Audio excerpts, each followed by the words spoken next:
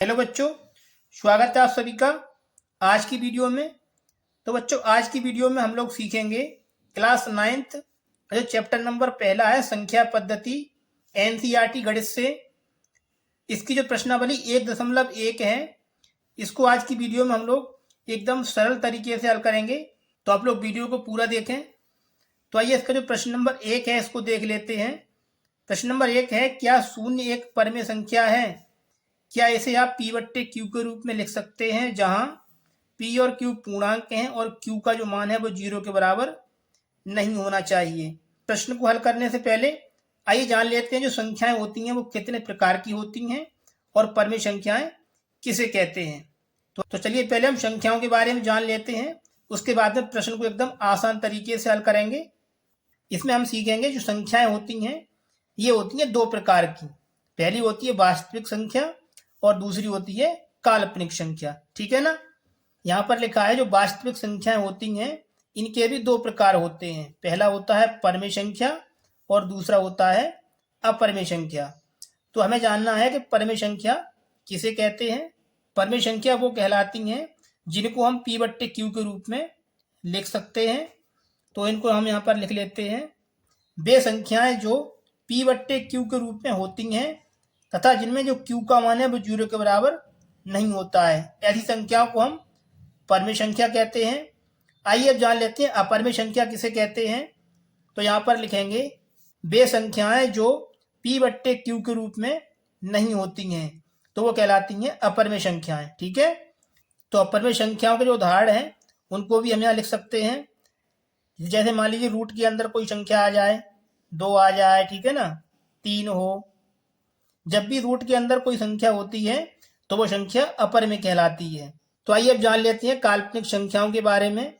तो काल्पनिक संख्याएं वे संख्याएं होती हैं जब भी रूट के अंदर कोई ऐसा मान आ जाए जो नेगेटिव में हो, जैसे -2 हो गया। ठीक है ना, यानी कि अंडर रूट के अंदर माइनस का कुछ भी मान हो तो ऐसी संख्याओं को हम काल्पनिक संख्याएं कहते हैं। ठीक है। तो संख्याओं के बारे में हम लोग सीख चुके हैं। तो चलिए अब हम आगे चलते हैं और देखते हैं इसका प्रश्न नंबर 1। इसका जो प्रश्न नंबर 1 है ये दिया है, क्या शून्य एक परमेय संख्या है? क्या इसे आप P बट्टे Q के रूप में लिख सकते हैं, जहां P और Q पूर्णांक हैं और Q का जो मान है वो 0 के बराबर नहीं है। तो आइए इसको हल करते हैं एकदम आसान तरीके से। प्रश्न में पूछा गया है क्या शून्य एक परमेय संख्या है? तो आप कहेंगे हाँ। तो यहाँ लिखना है हाँ, शून्य एक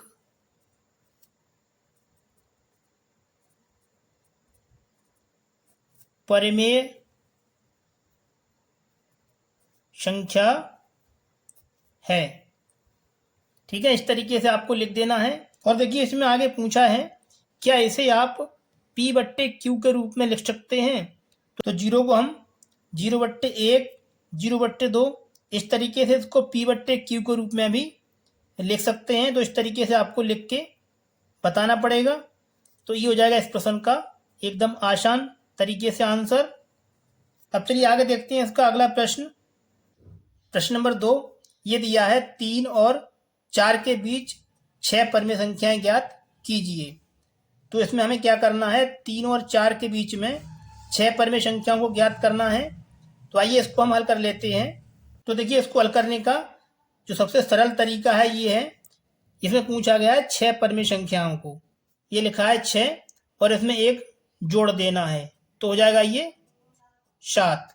अब देखिए आगे क्या करेंगे, ये लिखा है 7, इसका गुणा करना है 3 के साथ तो हो जाएगा ये 3 × 7।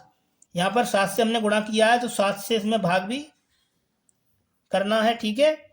आगे लिखा है 4, तो 4 से गुणा करेंगे 7 में, यहाँ लिखेंगे 4 × 7 और 7 से करेंगे इसमें भाग। इस तरीके से ये आपको कर लेना है। गुणा करेंगे 3 का 7 के साथ तो आएगा ये 21/7 और यहाँ से आएगा 7 चौक 28/7। इतना पहले आपको करना है।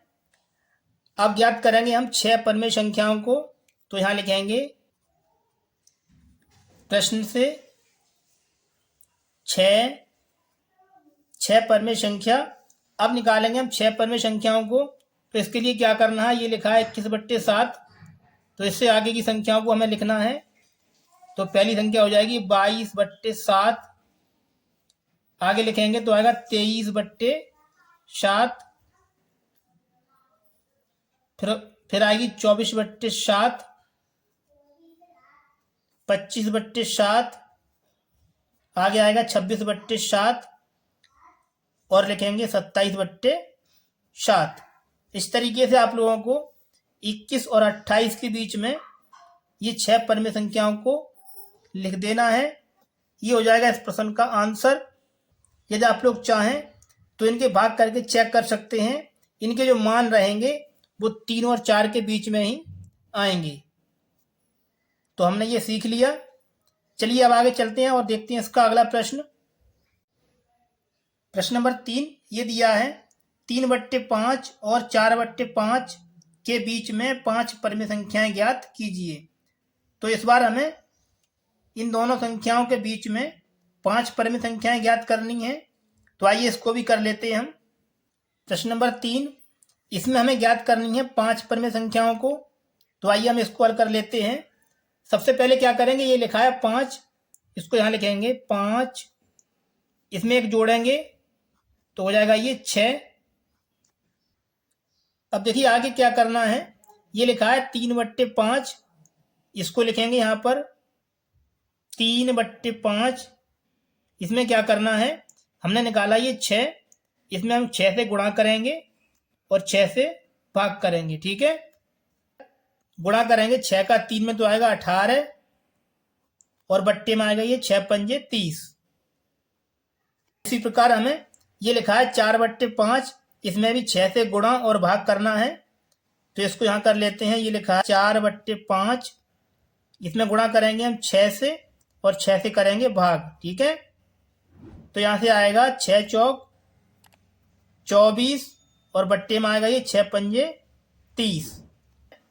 अब देखिए हमें ज्ञात करनी है 5 परमे संख्याएं। तो इसके लिए क्या करना है, ये लिखा है 18 से लेकर 24 तक की हमें संख्याओं को लिखना होगा। तो यहाँ लिखेंगे प्रश्न में पूछा गया है 5 परमे संख्याएं। तो लिखेंगे 5 परमे संख्याएं। इसके लिए क्या करना है, ये लिखा है 18/30 और 24/30 के बीच में हमें 5 संख्याओं को लिखना है। तो यहाँ से पहली संख्या हो जाएगी 18 के बाद आएगा 19, तो आएगा 19/30।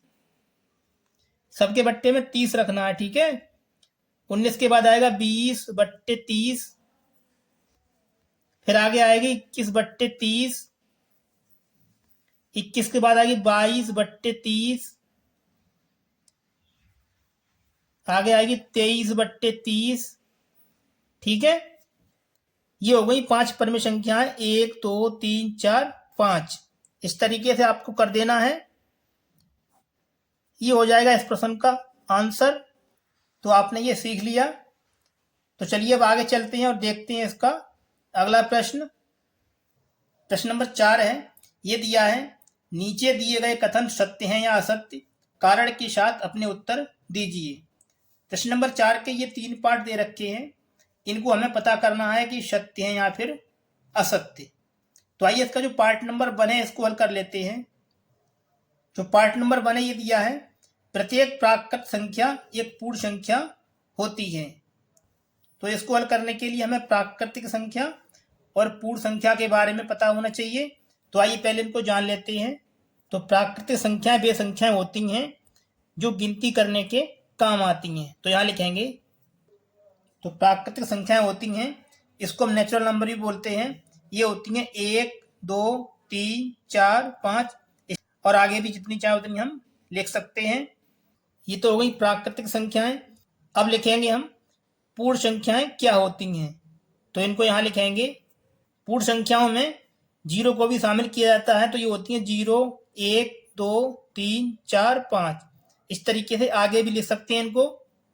ये तो हो गई प्राकृतिक संख्याएं और ये हो गई पूर्ण संख्याएं। तो चलिए अब देखते हैं प्रश्न में क्या बोला है। प्रश्न में बोला गया है प्रत्येक प्राकृतिक संख्या एक पूर्ण संख्या होती है। तो इसमें आप लोग देख सकते हैं जो प्राकृतिक संख्याएं हैं ये पूर्ण संख्याओं में हैं। देखिए, एक इसमें है, इसमें भी है, 2 इसमें है, इसमें भी है, 3 भी है, 4 भी है और 5 भी है। मतलब जो प्राकृतिक संख्याएं हैं वो पूर्ण संख्याएं होती हैं। तो जो प्रश्न में बोला गया है प्रत्येक प्राकृतिक संख्या एक पूर्ण संख्या होती हैं, तो ये हो जाएगा सत्य। तो यहाँ लिख देंगे सत्य। ये हो गया इसका आंसर। चलिए अब इसका जो सेकंड पार्ट है उसको हल कर लेते हैं। प्रश्न नंबर 4 का जो दूसरा पार्ट है ये दिया है प्रत्येक पूर्णांक एक पूर्ण संख्या होती है। तो आइए इसको भी हल कर लेते हैं। तो प्रश्न में दिया है पूर्णांक, तो पहले हम पूर्णांकों को लिखेंगे। तो यहाँ लिखेंगे जो पूर्णांक होते हैं इनको लिखेंगे हम। तो देखिए, पूर्णांक होते हैं ये बीच में 0 होता है, 0 से पीछे होते हैं प्लस की संख्याएं और 0 से आगे होती हैं माइनस की संख्याएं। ये तो हो गए हमारे पूर्णांक। और इसमें दिया है पूर्ण संख्या। तो पूर्ण संख्या को अभी हमने ऊपर लिखा है, ये लिखनी है पूर्ण संख्याएं 0, 1, 2, 3, 4 और 5। तो प्रश्न में पूछा गया है कि प्रत्येक जो पूर्णांक है वो पूर्ण संख्या होती है। तो आप इसमें खुद देखिए, जो माइनस का 1 है वो इसमें नहीं है, माइनस का 2 भी इसमें नहीं है और माइनस का 3 भी इसमें नहीं है। जब ये संख्याएं पूर्ण संख्याओं में नहीं है तो ये कथन हो जाएगा हमारा असत्य। तो इसका उत्तर हम लिख देंगे, ये हो जाएगा असत्य। तो यहाँ लिख देंगे इसको। अब चलिए आगे देखते हैं इसका अगला पार्ट। प्रश्न नंबर 4 का जो तीसरा पार्ट है ये दिया है प्रत्येक पद में संख्या एक पूर्ण संख्या होती है। तो आइए हम इसको भी हल कर लेते हैं। तो इसमें दिया है कि प्रत्येक पद में संख्या एक पूर्ण संख्या होती है। तो पहले हम लिखेंगे इसमें पद में संख्याओं को। तो यहाँ लिखेंगे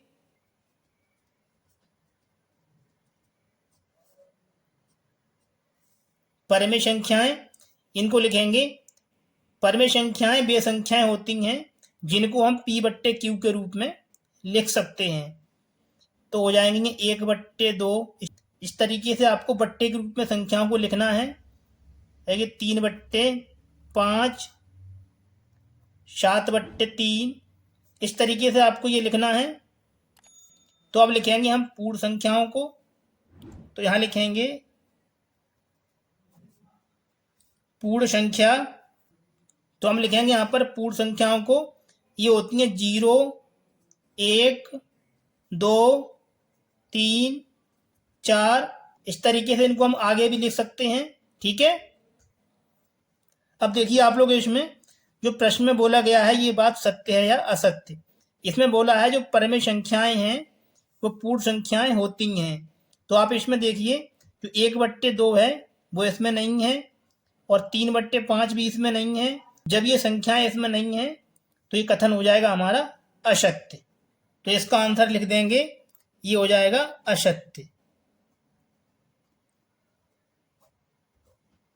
इस तरीके से आपको ये कर देना है। ये हो जाएगा इस प्रश्न का आंसर। यदि आप लोगों को कहीं पर भी कोई भी स्टेप समझ में नहीं आई है तो आप लोग वीडियो को एक बार दोबारा अवश्य देख लें। प्यारे बच्चों, यदि आप लोगों को हमारी ये वीडियो पसंद आई है तो वीडियो को प्लीज़ एक लाइक कर दें। और यदि आपने अभी तक हमारे चैनल को सब्सक्राइब नहीं किया है तो हमारे चैनल को सब्सक्राइब करके साथ में दिए गए बेल नोटिफिकेशन को ऑल प्रेस कर लें, ताकि आने वाली सभी वीडियो का नोटिफिकेशन आप लोगों को समय समय पर मिलता रहे। तो चलिए बच्चों, मिलते हैं आपसे अगली वीडियो में।